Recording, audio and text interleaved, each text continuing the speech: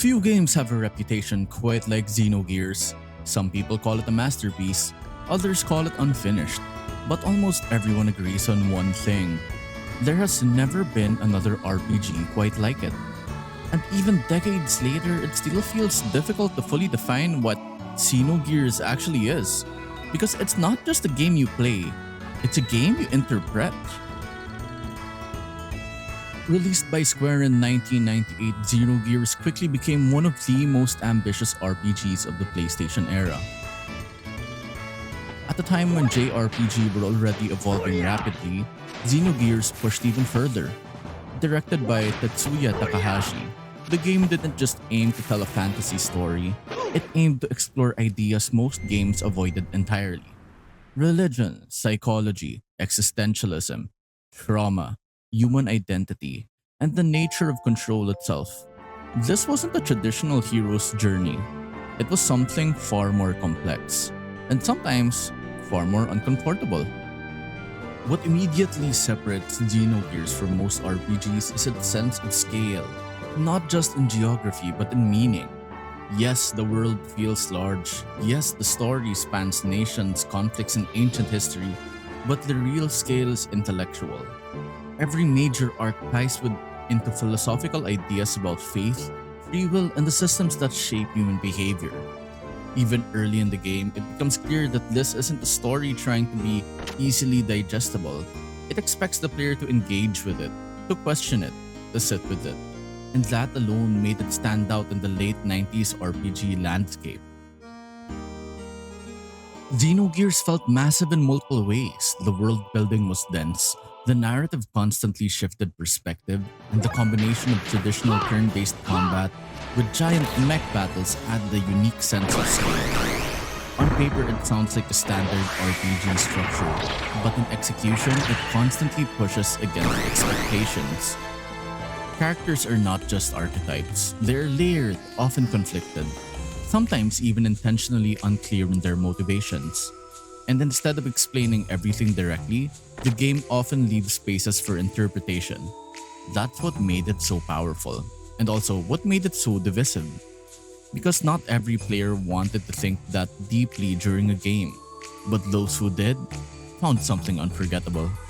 Even today, discussions about Xenogears often feel more like literary analysis than game discussion, and that level of engagement is rare, even by modern standards. Of course, no discussion about Xenogears is complete without addressing this crew. This is where the game's ambition and its reality collide. Due to developmental constraints, budget limitations, and time pressure, large portions of the second half of the story were condensed into narration and simplified progression. Instead of fully playable sequences, players are often presented with storytelling summaries, dialogue-heavy sequences, and reduced gameplay segments. On paper, this sounds like a flaw, and in many ways it is. But strangely, it doesn't completely break the experience, because the emotional weight of the story still carries through. Even when you're not actively playing every moment, you're still absorbing the consequences of everything that came before it. And in a weird way, this too became part of Xenogears' identity. It's the moment the game stops trying to be a conventional RPG, and instead becomes something closer to an unfinished epic, being reconstructed in real time. Fans still debate what Xenogears could have been with more development time, and that what if has become part of its legacy. Over time, Xenogears developed one of the strongest cult followings in JRPG history. Not because it was widely accessible, but because of how deeply it resonated with the people who connected with it. Players don't just remember Xenogears, they analyze it, they write essays about it. They break down its symbolism, religious references, and philosophical structure, and they revisit it years later, often discovering new meaning or gameplay. That level of ongoing interpretation is rare for any game, but especially for a 1998 RPG. Its influence also extended beyond itself. You can see echoes of Xenogears' ambition in later projects like Xenosaga Episode 1, The Reveal Zermac, and Xenoblade Chronicles. Even players who have never touched Xenogears often know its reputation, not because it was everywhere, but because it became legendary through discussion. Modern RPGs are more polished, more accessible, and more structurally complete. But Xenogears still stands out because of its willingness to be intellectually ambitious. It didn't simplify itself for mass appeal. It didn't streamline its themes for clarity.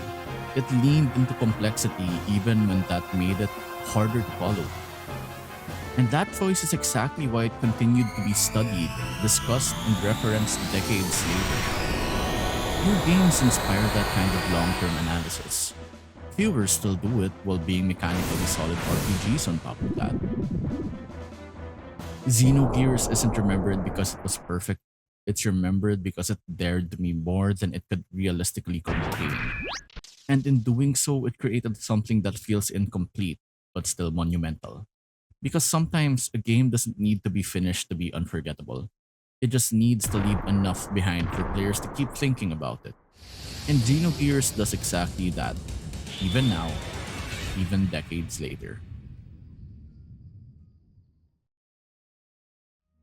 For more content like this and other updates down the line, don't forget to like, share, and subscribe.